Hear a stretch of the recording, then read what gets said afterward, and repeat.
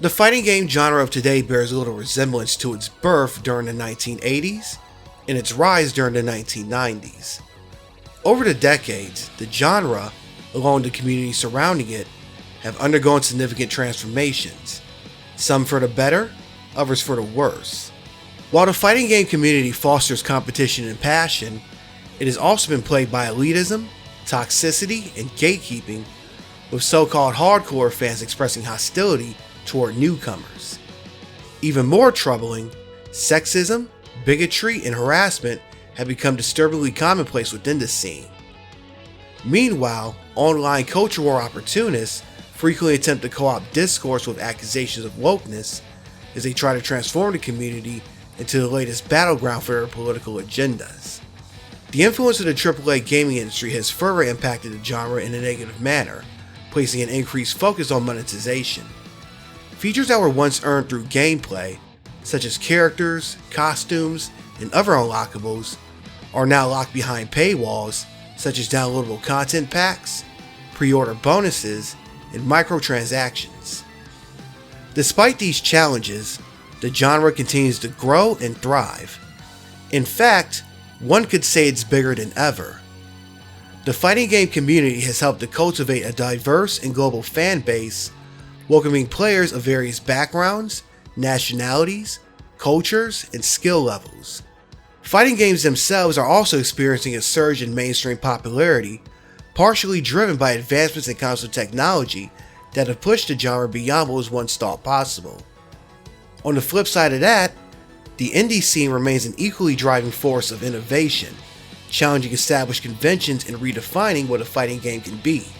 Additionally, online play, rollback netcode, increased accessibility options, user-created mods, and even media adaptations and crossovers have expanded the genre's reach, making it more vibrant than ever. Best of all, the legendary franchises of the past have successfully adapted to modern trends, continuing to captivate both longtime fans and new audiences alike. And throughout it all, one king remains supreme, and that is none other than the King of Fighters.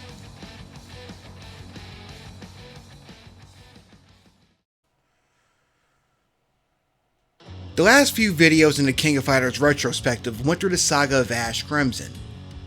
This is a saga that began with the debut of a new hero and ended with that hero sacrificing themselves to save all of space and time. Now is the start of an all-new saga in King of Fighters. I know I've been waiting long enough, so we're gonna hop in pretty soon. But before I do that, I think I'm gonna address the elephant in the room.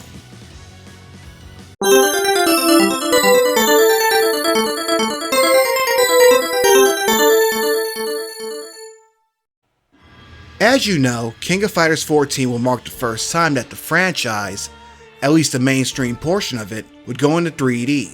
This was disappointing to much of the fan base, given the beautiful graphics in both KOF 12 and 13. Also, SNK's previous efforts going into 3D weren't received very well.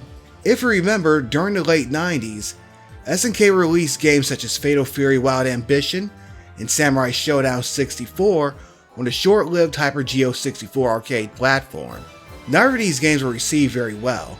They would also release Baruki 1, which had a slightly better reception, even though that game went in a different direction than most of the company's fighting games. In 1999, the company released Samurai Showdown Warrior's Rage on the PlayStation 1, which had an even worse reception. In the mid-2000s, the company would release King of Fighters Maximum Impact, a spin-off which was developed by Noise Factory. Although these games were better than their previous efforts in 3D, they still had their own problems. And yes, they will get their own videos someday. By the mid-90s, game developers who made fighting games were well into the realm of 3D, with Sega's Virtua Fighter and Namco's Tekken leading the way. The next few years would see the genre being pushed further, with games such as Namco's Soul Edge and Tecmo's Dead or Alive. By the tail end of the decade, the big three fighting game developers that still worked in 2D games, those being SNK, Capcom, and Midway, would take their franchises to 3D, each with somewhat different results. Compared to SNK, Midway would see better results when it went to 3D. Even though they produced duds such as War Gods and Biofreaks, they saw success with Mortal Kombat 4, which took the series 3D for the first time. Even though it was little more than Mortal Kombat 3 with polygons and a hastily implemented weapon mechanic, the game was still a decent entry in the franchise. The series would see a much needed reinvention with 2002's Deadly Alliance. Deadly Alliance would add some much needed depth to the gameplay. Midway would re-up with Deception in 2004 and Armageddon in 2006. In 2011, NetherRealm Studios, a studio headed by Ed Boon and composed of developers who worked on previous Mortal Kombat games, would launch a soft reboot of the series. This would be followed up by Mortal Kombat 10 in 2015, Mortal Kombat 11 in 2019, and Mortal Kombat 1 in 2023. NetherRealm will also release Injustice, a fighting game featuring DC comic superheroes, in 2013, with a sequel released in 2017. Capcom would see the most success when moving to 3D. In 1996, Capcom released Street Fighter EX, which was a spin-off developed by Akira. The game would see 2 sequels, with EX2 releasing in 1998 and EX3 releasing in 2000. However, it was telling that Capcom was still releasing 2D sprite work games such as Street Fighter 3 and Street Fighter Alpha 3 when the EX games were circulating. Capcom's efforts in 3D didn't stop at Street Fighter either. In 1996, Capcom released Star Gladiator, which was a sci-fi weapons fighting game, and in 1997, the company released the fan favorite Rival Schools United by Fate. The late 90s to early 2000s would also see them put out games such as Power Stone, Techromancer, and Final Fight Revenge. In 2008, Capcom would take Street Fighter's mainline series into 3D with Street Fighter IV. Not only was this a great game in and of itself, it signified an all-new era for the franchise. After several revisions, Capcom released Street Fighter V in 2016 and Street Fighter VI in 2023. Speaking of Street Fighter, Yasuyuki Oda, the battle designer for Street Fighter IV, would be the producer and director of the new King of Fighters game. This wouldn't be Oda's first rodeo at SNK either. He worked for SNK's R&D division from 1993 to 2000, working on several SNK fighting games. In fact, his first job at SNK was debugging work for Fatal Fury Special. He would also work on several other games, including Garo, Mark of the Wolves. This would be his last game at SNK before joining Dimps, where he would work on Street Fighter IV with Capcom. After rejoining SNK in 2014, he was chosen by Ikechi Kawasaki to work on King of Fighters XIV. Oda, along with the rest of the game staff, decided that now, well, then at least, would be the perfect time to take the series into 3D. At first, the team considered using the Unreal Engine, along with a cel-shaded art style. However, they decided against it upon analyzing the potential cost, instead opting to use an internally built engine. And instead of using cel-shaded graphics, the team would use something that they felt was a bit more realistic while still flashy. Eventually, SNK would use cel-shaded art along with Unreal Engine in 2019 Samurai Showdown and of course King of Fighters XV, but of course that's another story for the next entry.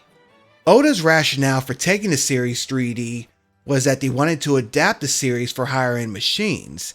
At the time of development, this would be the PC and PlayStation 4.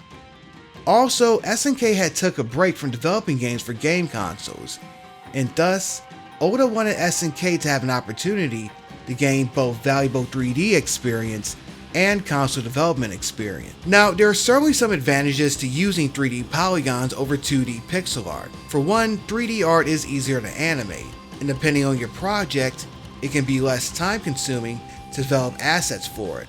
Also, it's easier to add additional textures and costumes for characters in fighting games. For instance, look at games like Tekken.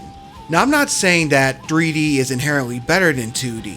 They both have their own advantages, they both have their own disadvantages. Ultimately, it comes down to what kind of game that you're trying to create. At the end of the day, it comes down to talent and ability. That's what separates games like Tekken, Street Fighter IV, or even Doom and Grand Theft Auto from the random Unity asset flips that show up on Steam and the Android App Store. No doubt, the move to 3D will mark the end of an era, in more ways than one.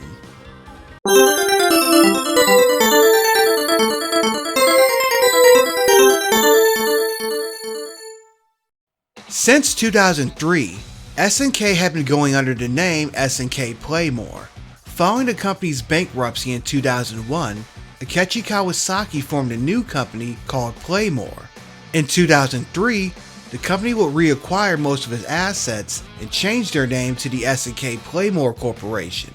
In 2015, Kawasaki's majority stake in SNK Playmore will be acquired by Chinese game developer Leiyu Technologies Holdings and will withdraw from the pachinko market, instead choosing to shift focus toward console and mobile gaming. It's a little bit deeper than that, and maybe I'll go into it more some other time, likely whenever I do a complete history of SNK video.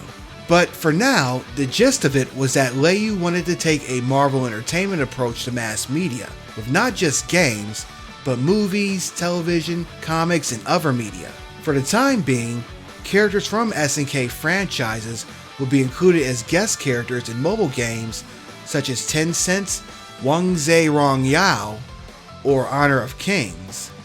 In 2016, SNK would drop Playmore from its name and even readopt the Future Is Now tagline, and this was said to mark a return toward the company's rich gaming history. With King of Fighters XIV being released that year, what better way was there to commemorate said history?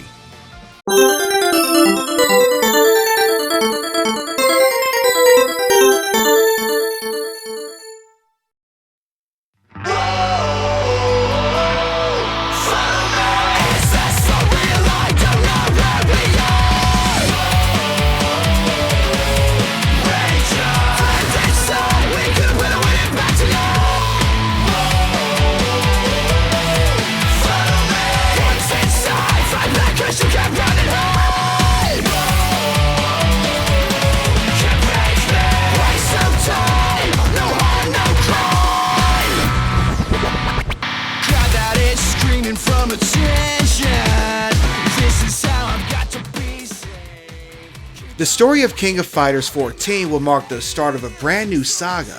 King of Fighters was big business throughout the world, whether it was the main tournament or the many spin-off tournaments. This would lead to a lowering of quality, and fans would demand one single worldwide tournament. One day, a billionaire named Antonov would pop up, claiming to be the very first champion of King of Fighters. He would purchase the rights to the tournament and construct a huge new stadium. Fans were ecstatic as this meant that a new tournament was on the way, and of course many participants, both old and new, will receive invites. So if King of Fighters XIII's story can be seen as a parallel with the issues that was going on with the franchise at the time, and the ending can be seen as a hint toward a new direction, then King of Fighters XIV's story can be seen as a parallel to the popularity of the series in general. You see, King of Fighters is a very popular video game franchise. Matter of fact, you're listening to a documentary about it right now. Although spin-off products, mainly the mobile games and the pachinko machines, were diluting the quality of the brand name. Still, whenever SNK announces a new entry in the franchise, the fan base, myself included, goes wild, and we can't wait to see what SNK is going to have in store for us. Although King of Fighters XIV was a complete reboot, its story was easier to go into and digest, and you didn't necessarily have to know everything about what came before. This was basically an entry-level game. Oda wanted this to be the easiest to play in the series, and he also wanted to cater to fans of 98, 2000, and 13, as these were among the most popular entries in the franchise. And of course, the online play was important too. Despite the move to 3D, fights still took place on a two-dimensional plane. For the most part, the mechanics were similar to previous King of Fighters games. With one stock of the power gauge, players can activate X super moves, while 3 bars will allow players to use climax exploration moves, which are the highest level of supers. Players can also make use of super cancels, which work similarly to the dream cancels in 2003 and 11. This time, however, the move is available to all team members, not just the leader. There is also a new rush mode mechanic. This is a sort of automatic combo that activates when you repeatedly hit the light punch button. While this does less damage on its own, if you reach a certain point in the combo, different things happen depending on the length of your power gauge. For instance, if the gauge is at 0, the 4-part of the combo will go into a special move. There are also blowback attacks, which knock your opponent against the wall and leave them open to damage for a short period of time. King of Fighters XIV has the largest amount of new characters. Its base cast of 50 already ranks it amongst the highest player counts in the franchise, and that's before the 8 DLC characters. It's got one of the biggest rosters in the entire series outside the Dream Match games. Now, let's start with which teams remain from King of Fighters XIII, shall we? The hero team, Kyo, Goro, and Benimaru, will remain the same. I mean, what would you expect, right? Also, Fatal Fury remains as Terry, Andy, and Joe. Again, what would you expect?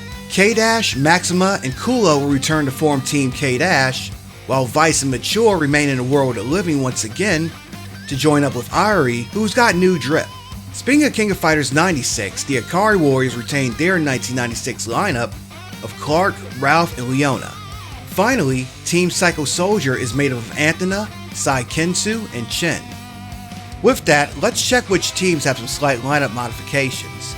Yuri once again rejoins her brother Ryo Sakazaki and buddy Robert Garcia to reform the Art of Fighting 96 lineup, so that opens a slot on the women's team. This year, Mai and King are joined by a new character, Alice Nakata. Alice made her debut in Garo Desensu, The Legend of the Wild Wolf, which was a Japanese pachinko game that came out in 2006. I'm kinda surprised they didn't bring back someone like Hanako, Mei Lee, or Kasumi Toto.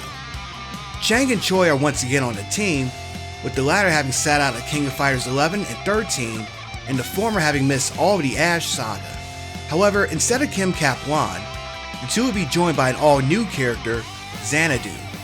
It seems that after years of attempting to rehabilitate themselves under Kim's wing, the two have backslid, went back to prison, and joined with the strange man Xanadu, who fancies himself the king of the underground. However, he has some odd mannerisms which you'll notice during gameplay. This new version of Team Korea, this time called Team Villains, was based on an unused concept for the original King of Fighters. Originally, the developers had envisioned a prisoner team with Chang, Choi, and a third prisoner who at the time would have also been a new character. Obviously, this concept didn't make it to the final game, and instead, Kim would be the third man. Speaking of Kim, if he wasn't joining Chang and Choi this time, was he still in the game? And with that, we're going to take a look at the new teams but made of older characters. Kim was still in the game, but naturally with his students having turned against him, and with Raiden and Hwang Jai sitting this one out, he'd be in need of a new team. King of Fighters XIV would see him joined by two all-new characters, Gong Il, who was his Taekwondo instructor, and Luong, who was his instructor's girlfriend.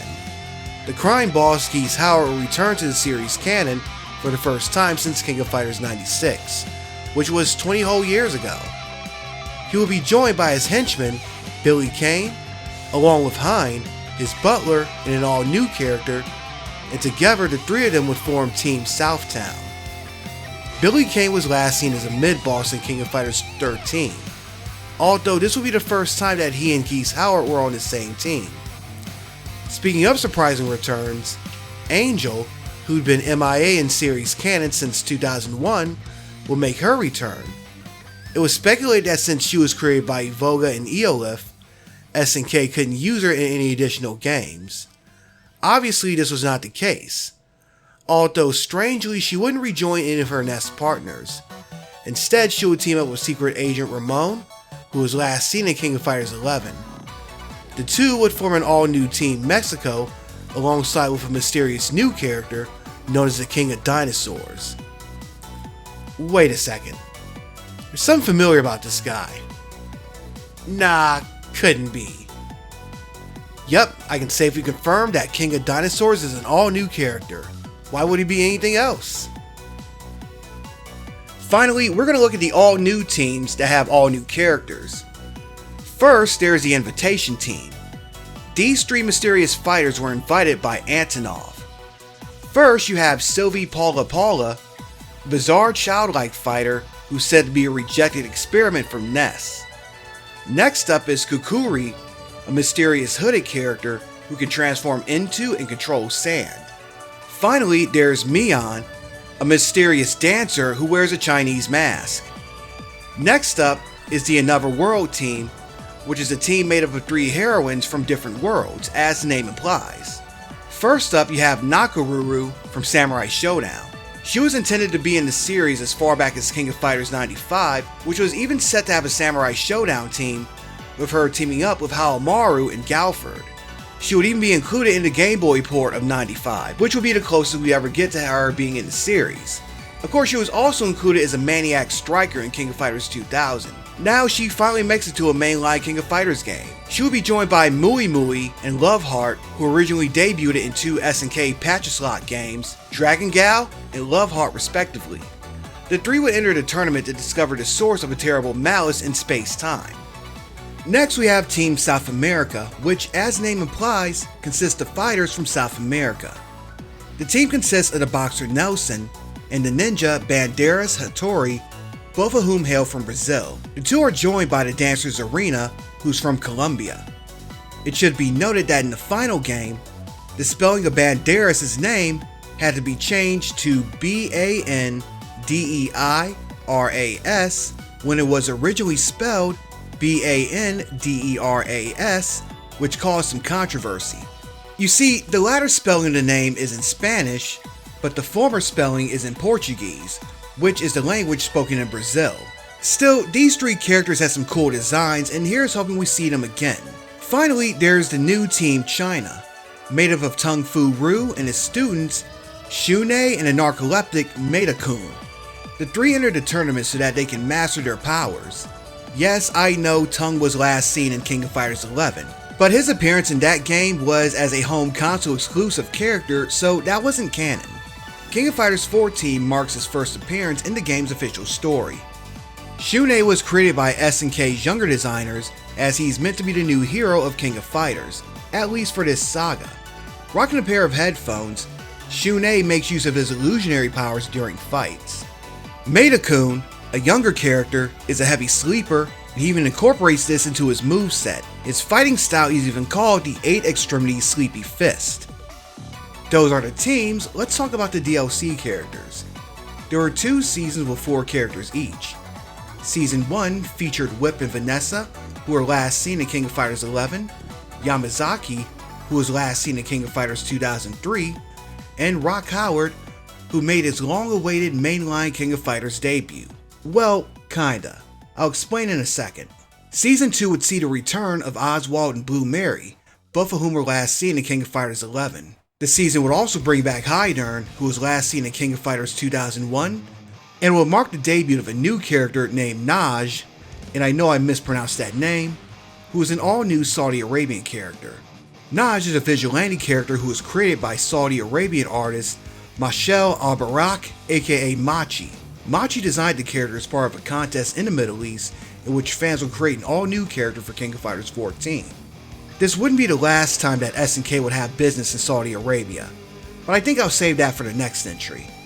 Now, despite King of Fighters XIV obviously being a canon game, the DLC characters were considered non-canon and would have no impact on the game's story. This was really disappointing considering this was how Rock made his debut, and it would be great to learn more about Naj. The game did have special pre-match dialogue, however, this game it was only between certain characters. While I was a bit disappointed, then again I can see why with the huge cast of characters. I guess I'm spoiled with games like Mortal Kombat that have several lines of pre-match dialogue between characters though, and King of Fighters XIV does have a huge cast of characters. And I guess this makes it even more special when the special dialogue does pop up during the game. And when you match certain pairs of characters against each other, you get special classic music tracks that played.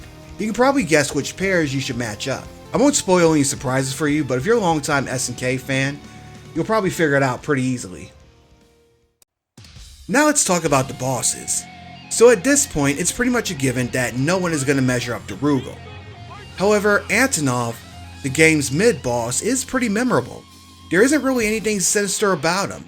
Actually, he's something of a goofball that cries about sentimental scenes in movies. You even see him risk his life to save a child. And it's not hard to like his theme song either. The game's final boss, on the other hand, Verse, kinda felt like your typical generic SNK boss. Verse is a statue-like being that contains a strange, malevolent energy. He'll beat you down with pyrokinesis and superhuman strength.